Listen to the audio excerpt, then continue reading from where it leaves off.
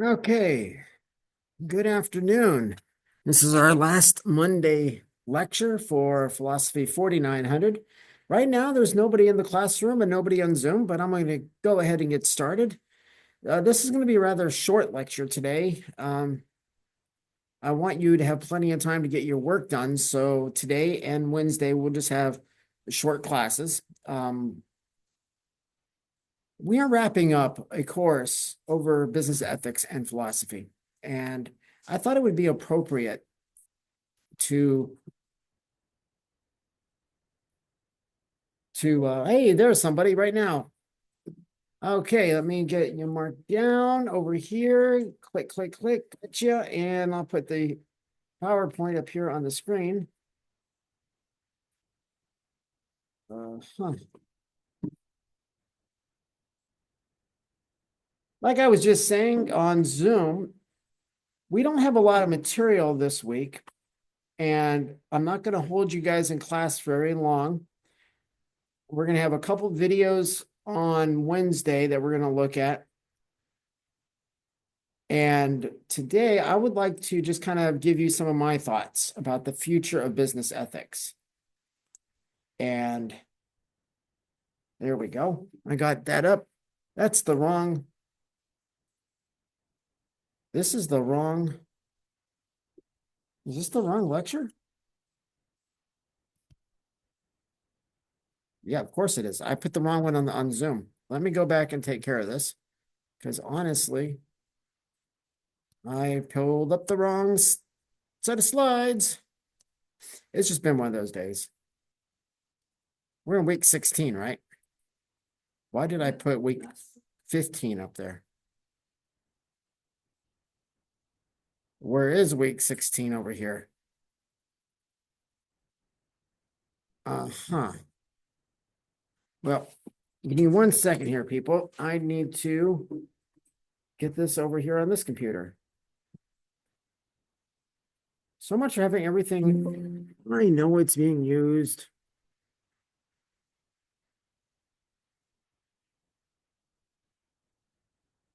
Okay, let me just drop this over here and then we'll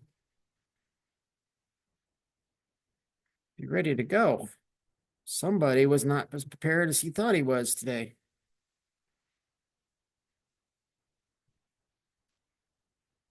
But that's okay. Life happens like that sometimes.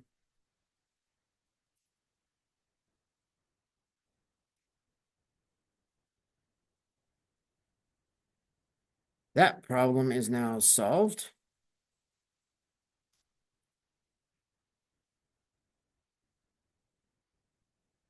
Now we just have to get back on our big screen there.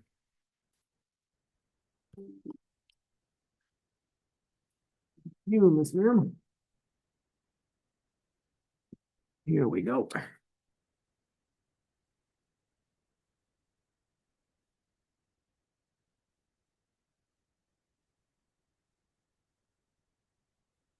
Okay. There, that looks a lot better. Now both my screens look the same. But for a moment, it didn't look the same at all, and it was bewildering me.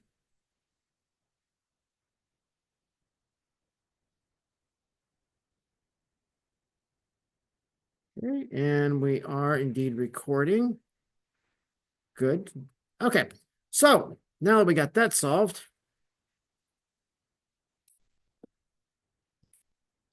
the future of business ethics and philosophy. So as we come to the close of our semester, I'd like you to take a few minutes and gaze forward into the future and consider what the future of business ethics and philosophy might be. We began our semester together discussing ancient philosophers and their views on ethics and values, and we're ending it now looking into our crystal ball, imagining what the future might hold for us. Your textbook mentioned that ethics consists of the standards of behavior to which we hold ourselves in our personal and professional lives. So, philosophy is the study of wisdom. Technically, philosophy means lover of wisdom in Greek. It's not pronounced philosophy, it's pronounced philosophe. By understanding how your ethical standards impact how you lead others and function in business is a form of wisdom. Stakeholders. We've talked about stakeholders. These are the clients, the customers, the suppliers, investors, retailers, employees, the media, the government, members of the surrounding local community, competitors, and even the environment. Stakeholders include anyone associated with the organization. It even includes the family members of the staff and customers. They often place great value on an organization's ethical practices. Your stakeholders are going to look at what does that organization value? What are their ethics? We saw that in our work over the past couple of weeks, looking at some of the scandals that have rocked corporations. Integrity. Integrity is so essential in ethics. It is an essential aspect of organizational leadership and develops the trustworthiness necessary in the modern business climate. Your textbook uses ethics and morals as synonyms. And depending on the context, they can mean slightly different things. In our class, we have used them as synonyms. While there is a link between the religious practice and the nature of morals, we are more concerned about the business aspect here. However, your worldview, your belief system will have an impact on how you view and practice ethics. We talked about the ends. Your textbook said that this is when you first consider the end result of a decision. So you're entering the decision-making process, you're thinking about the end result. In utilitarianism, the best decision, meaning the most ethical, must provide the greatest good for the majority of people. That's utilitarianism. Not everybody practices utilitarian ethics. Unfortunately, this approach does not always take into consideration whether the process used to achieve the result is ethical, only the end result. We talked about the means. And what is the most ethical way to attain the desired result? That is when we look at the means. We're looking at the process. Here we must consider whether the action is ethical, not just the end result. Byers and Stanbury, they mentioned deontology, which is a philosophical view that places priority on how something is accomplished. The practice, what are you doing? Immanuel Kant is the primary philosopher we discussed in this school of thought. We talked about character. And this is, character is really essential in decision-making. It is a virtue, let me back up. This is virtue theory, and it's influenced by social conditioning from our very formative childhood years. And so virtue theory uses what we learned as children and as young adults. Even now, you're still adding to that repository of information in your mind. This is grounded in classical Greek philosophy and the cardinal virtues, including courage, self-control, justice, and wisdom. Socrates is normally seen as the founder of this particular philosophical approach to ethics. But as we look deeply into our crystal ball, what will the ethics look like tomorrow? Meaning in the future. Will we return to an early 20th century form of ethics, one based primarily on selfishness and greed, on dominance and control? Or will we continue embracing the others-centric nature of DEI and CSR? Will we think outside of ourselves, or will we become egotistical in how we approach ethics, only for our own gain? Tomorrow, and phronesis. If you remember back early in the class, we talked about phronesis as being a type of practical wisdom that enables us to act virtuously. The Oxford Review pointed out that this type of wisdom is gained through learning new things and reviewing the associated proof, the process. The authors further noted that the concept of phronesis is attributed to the Greek philosopher Aristotle. The Oxford Review went even further and pointed out that phronesis can lead individuals to creative thinking and the ability to make sound judgments. And I just realized I did not put the references at the end of this. I'm going to have to do that before I post it, and I'm not going to be back in my house till about 7:30, 8 o'clock tonight. Well, things will get posted a little late today. At least you know in advance now. Global changes in virtue. Can business leaders continue to act virtuously even as society around them changes? Society is going to change. But we're not going to see things practiced the same way that we've come to understand virtue. Our understanding of virtue is going to change. It's going to alter over time. It has already. If you look over the past 100 years, our concepts of virtue have changed. Typically, every generation puts in different changes. I believe that the pressures impacting business decisions will color our understanding of virtue in business. There's a choice that needs to be made. As we stand at the precipice of tomorrow, we find ourselves with two opposing directions to take, and this is known as a bifurcation. The following slide depicts a bifurcation graph. Now, this isn't something that you really need to know for this course. I'm just giving you a little extra information to kind of explain what I'm talking about. This is a bifurcation graph, and I'm going to explain it. What happens is you have something going along a steady course. It hits a point of chaos, uncertainty. It bifurcates. You're given two directions. There's stability. Then you hit another point of chaos. It bifurcates. And it does this over and over and over. It doesn't matter if this is a distant pulsar, your water dripping from your faucet, or things in the business world, in our personal life. It comes down to a constant, a universal constant that we're going to talk about in just a minute. The line you see plotted, okay, I already described that. While we cannot empirically predict with certainty these moments of uncertainty, times of chaos, this uncertainty, these are times of chaos, we can predict the ratio of the stable parts. And they always fall under the Feigenbaum constant. And there, sigma equals 4.669201,609, and it keeps on going forever. Whether it is a distant quasar, I already said that. It's nice how I say things before we actually get to them, isn't it? It gives you a preview. So everything falls under that constant, like I said. So when we're making decisions, we have to understand we're looking at a time period of stability in the organization we're in or in our life. We've entered a point of chaos. That's why we're making a decision. We've got to decide what to do. Now, we don't need to fear this moment of chaos. And hopefully I'll talk about it in a minute. If not, I'll circle back around to it. So this is why I can confidently say or saw that business ethics and philosophy stand before a beginning of two divergent paths. And we've stood here many times since humanity first began civilizations, all the way back in ancient Sumer.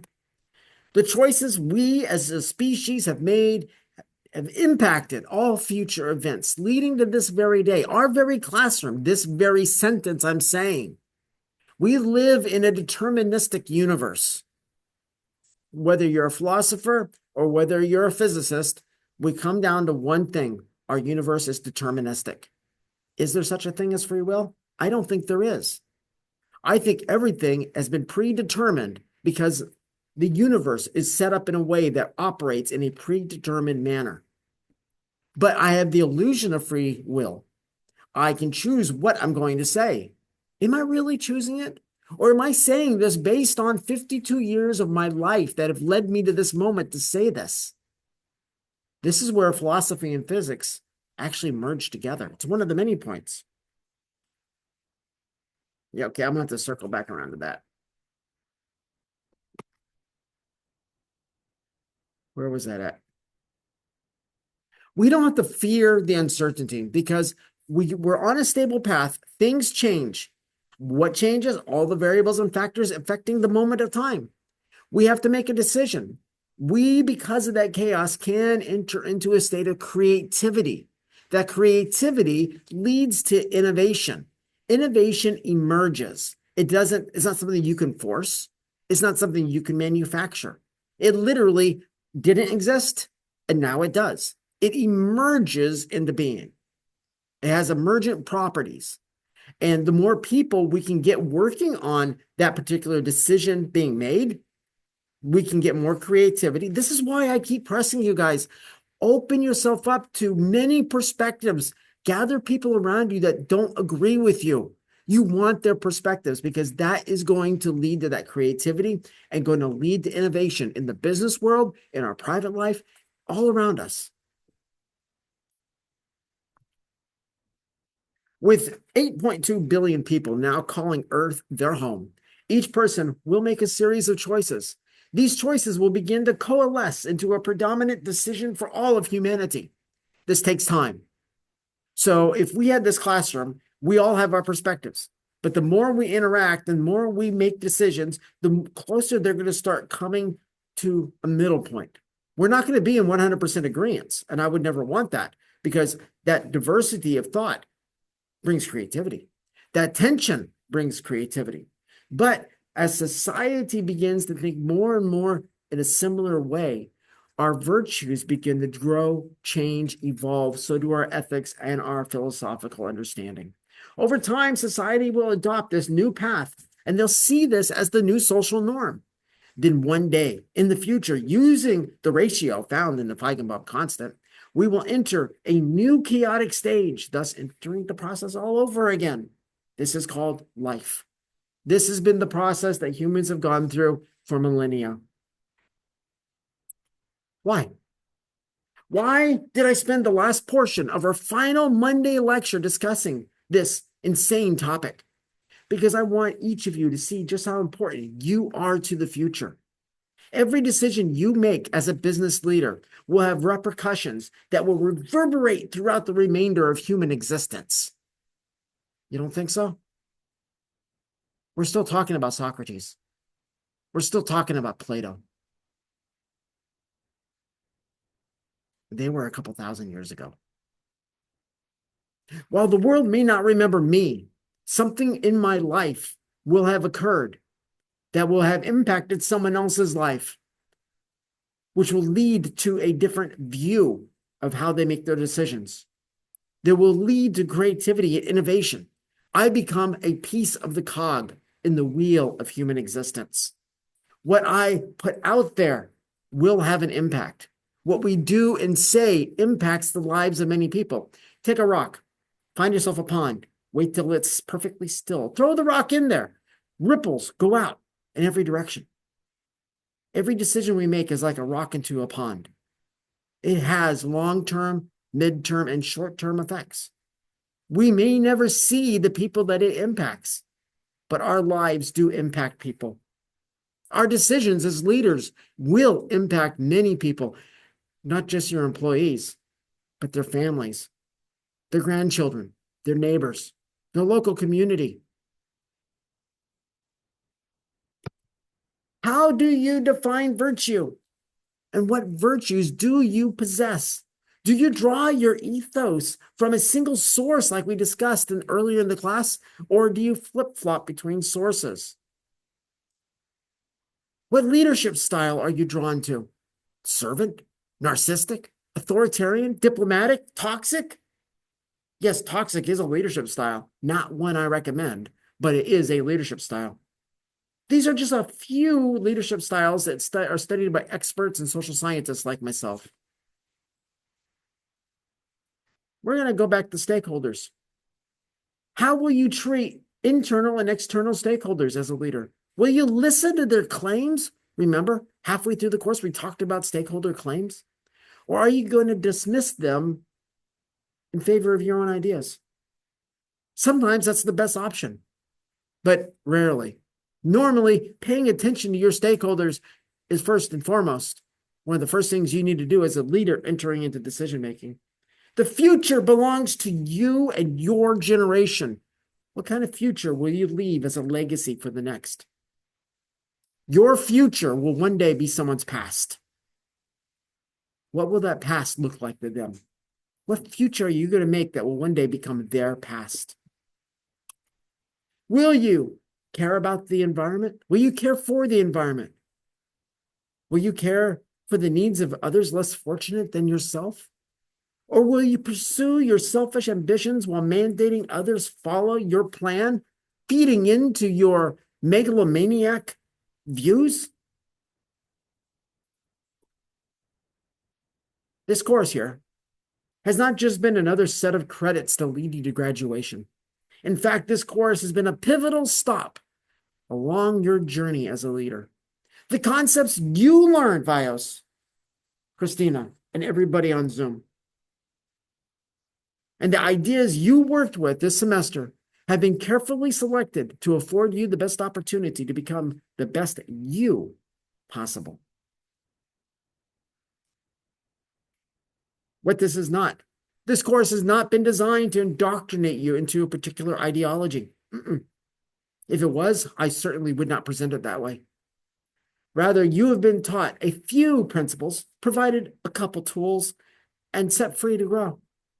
I'm excited about your future, the future you will make. Remember that one day your future will be somebody's past. So then, make it the best possible past they could hope for. Be the difference for those that come after you. Make the standard high, but realistic.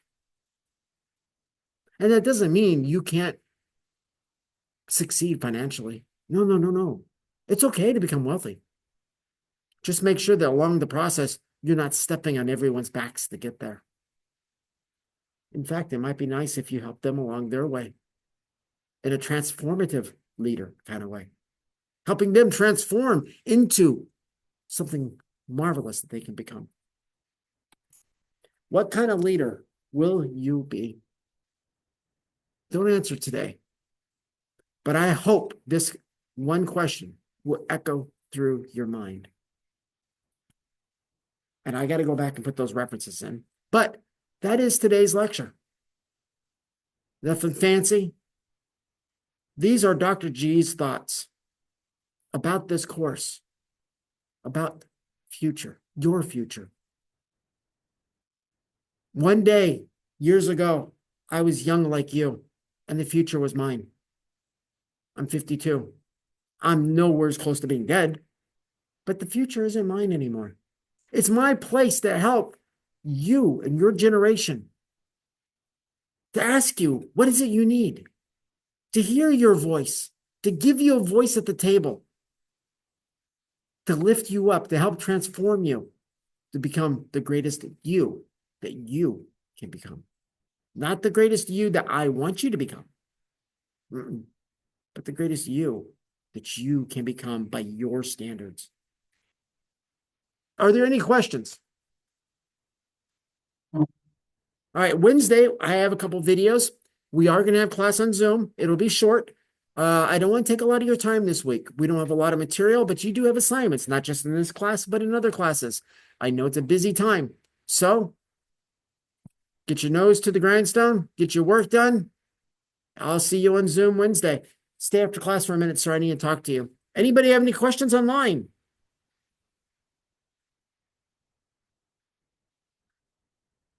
Okay. In that case, I will be ending this. I'll be posting this later tonight, just so you know. Thank you. All right. Thank you. Y'all have a good day now. And where's this? Stop the share.